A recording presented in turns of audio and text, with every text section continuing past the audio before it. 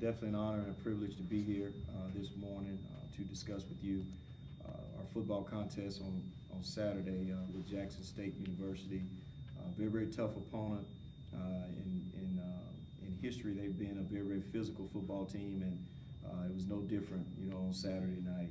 Just a very big team that really brings it, and it becomes a defensive struggle. And I thought, we did a really good job of combating with them and making enough plays in order to win the football game.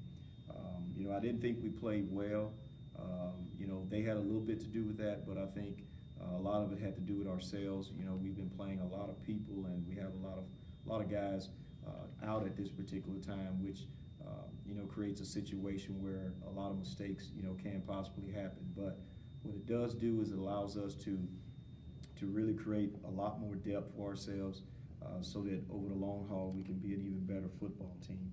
Just looking at some of the stats from Saturday, we led in first downs with 22 first downs to their 17. We held them to only 48 yards rushing, which is big. Second week in a row, we've held a team under 50 yards rushing, and we had 164. We had 255 yards passing. They had 208. In total yards, they had 256. We had 419, which is very good for us.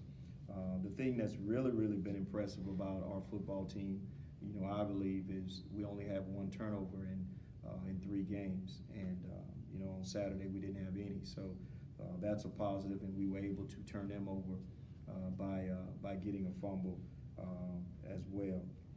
The thing that's glaring is we have to do a little bit better job, of penalties, not having penalties. I think some of the calls, they are questionable, but at the end of the day, the officials call them, and we have to abide by them. So we did have 8 penalties for 118 yards, which I think we have to do a little bit better job of in order to play better as a football team. Time of possession, we had the ball 3.5 more minutes than they did, which is good, and Martez Carter had another 100-yard game rushing, and a couple of receivers had over 80 yards receiving with the touchdown. So it was good to get out here in front of our crowd. It was a packed house, a high school day, several high school students on campus, to check out our campus and then watch the festivities of the football contest. And I thought it was just a great event and a great place to play on Saturday night. So with that being said, we're going to Mississippi Valley this week. Very tough opponent. It's going to be very difficult in that particular facility because it's not going to be as many people as we used to. So you can sometimes get lulled to sleep. So we have to kind of create our own energy for ourselves in order to be ready to play. And it's good to play in these type games because it shows what the kids have in their heart, because at the end of the day, you want your players to play from the heart. And I think our kids will practice that way, and then ultimately I think we'll play that way this particular weekend. Questions?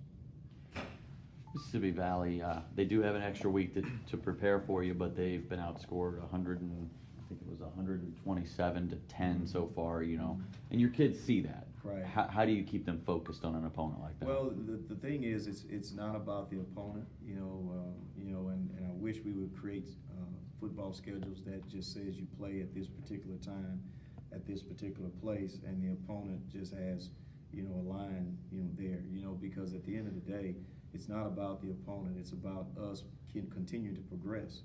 And this is just another opportunity for us to get better, regardless of who we play. So, we want our kids to practice with the right intensity, and ultimately play with the right intensity. And it doesn't matter who we play; we want to play a certain way. And then it doesn't matter about the outcome of the score. My focus is always, how well did we play? If you remember me in years past, there's been times where we're scoring points out the yin yang, and I'll come back and give us a B- or something like that, because it's not about the points. It's about how hard and how well do we play and how we play together. How we transition on and off the field. All of those things. We want to put together a good product because it's a show that we're putting on, from pregame warm-ups to the end of the game when we sing the school song. We want to make sure we're doing it to the best of our ability, and and that's just what, what our program is about. 2 straight weeks you guys have held your opponent to under 50 yards rushing. It's pretty impressive. Yeah.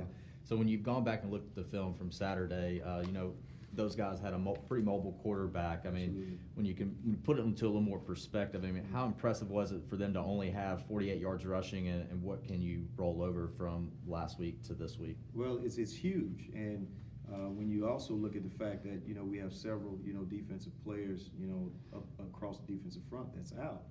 I mean, that's huge. Anytime they have a mobile quarterback, but then they only are able to get 42 or so, 48 yards rushing.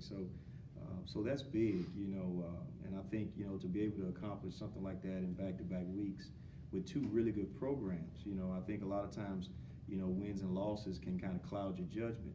Those are 2 really good football teams that came in here, with Northwestern State and also with Jackson State. It's just one of those situations where we were fortunate, to really slow them down and force them to be one-dimensional. And when you force a team to be one-dimensional, then you can pretty much kind of zero in on what they're trying to do, and then it's just a matter of trying to narrow that down as well.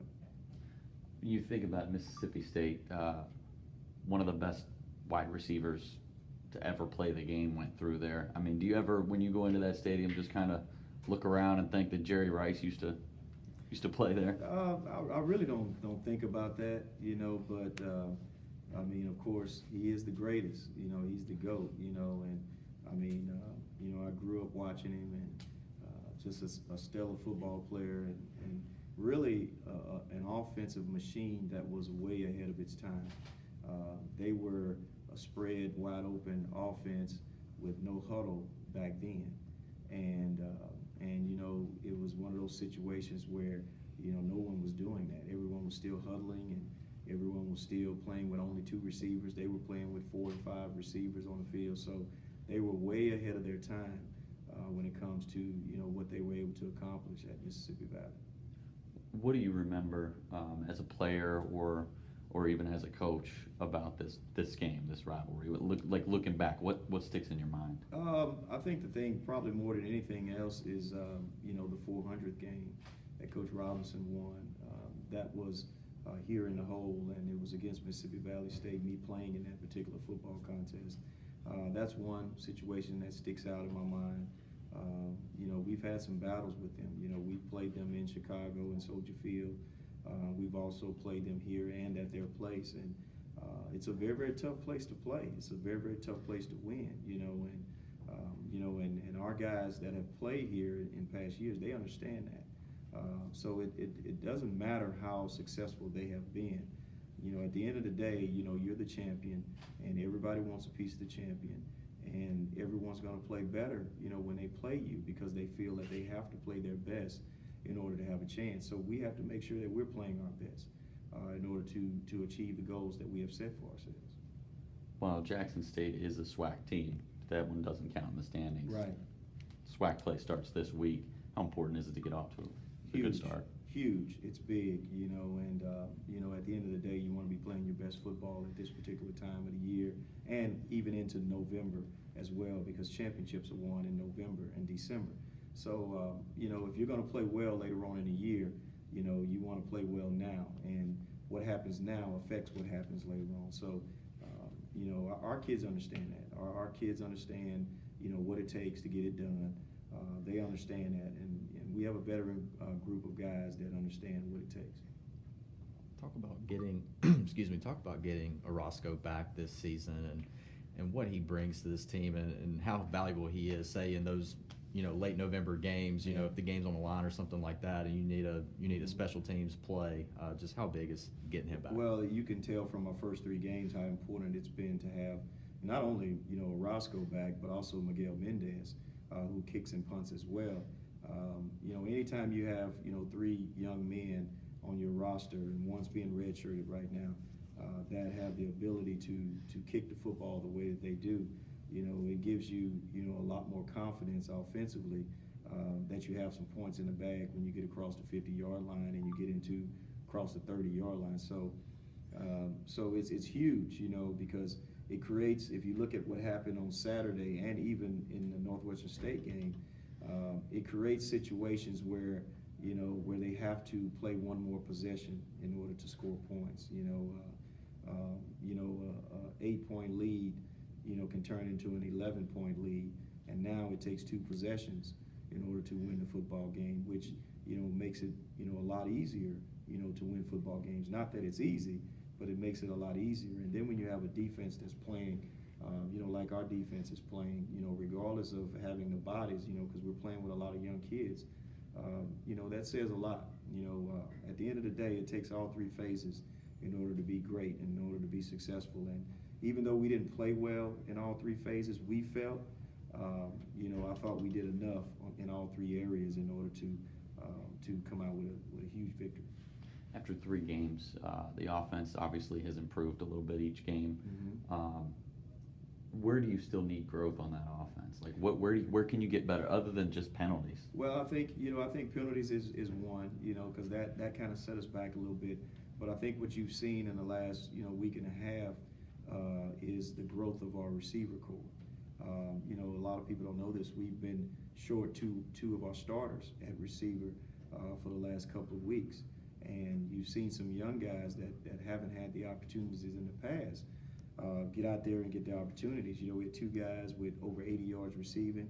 Then we had another guy to come in there and catch a couple of screen passes and show how fast he can play. So, I think that's the part that has made the most growth is our receiver corps has developed because we were kind of leaning a lot more on our tailbacks until those guys can kind of get comfortable. And I think what you saw last weekend is more what you'll see in the future because we have 3 to 4 guys that can really cause some damage at receiver wise, but it's just a matter of them getting in there and getting in ball games and getting their feet wet. Keep in mind, these young people are 18 to 22, so how they respond on a practice field can be different from time to time, and how they respond in front of 16,000.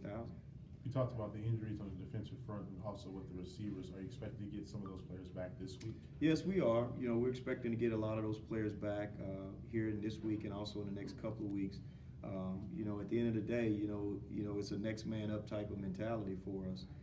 So it's even in a situation as such, it's good to play younger guys because it creates depth and it creates confidence and then it creates competitiveness in practice, which is what you want. And I think our kids understand that. At the end of the day, they know that if they come here to Grambling State University and bust their butt and do all things the right way and we can trust them, then they'll play.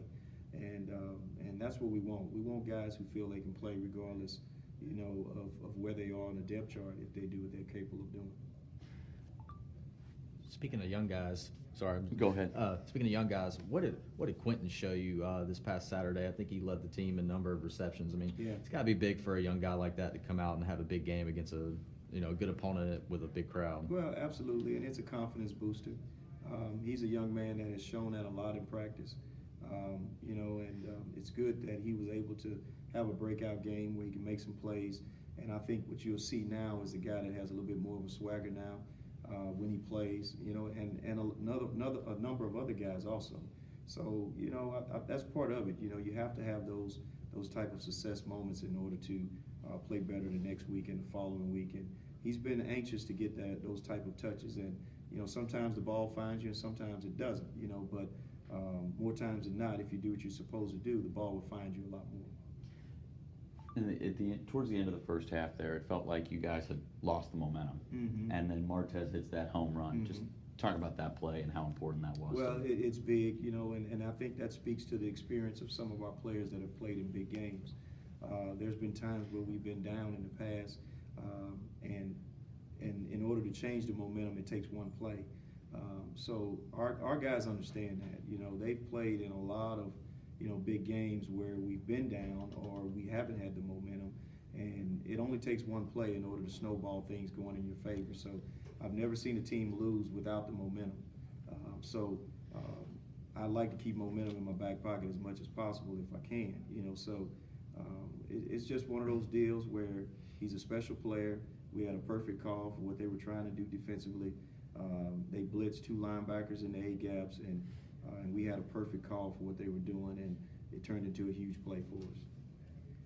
The fourth quarter defensive performance on Saturday, correct me if I'm wrong, but I don't believe you guys allowed a first down in the entire fourth quarter. In terms of, looking back to last year where you guys went 11-1 and you won the HBCU National Championship, SWAC Championship, I mean, where did that defensive performance in the fourth quarter this past Saturday rank in your eyes? It's hard to compare them guys to those guys from last season. I mean, it's a heck of a performance. It's a heck of a performance, but I can't compare them guys to last year's guys. They still have some more work to do before I can say anything about, comparing them to previous defenses. But I will say that what they did do that was impressive, they were able to have a little bit of failure, lose the momentum, bounce back, change the momentum, and then shut the door completely. And that's big. That's big when you're able to have a little bit of failure but then bounce back from it. It's easy to play when you're succeeding all the time, but when you go out there and people go down the field on you and score a couple times, which is something that you're not used to, and then now you have to come back in the fourth quarter and play, it was big, and I think it showed a lot of really good character of our players. Any other questions? Thank y'all so much. I have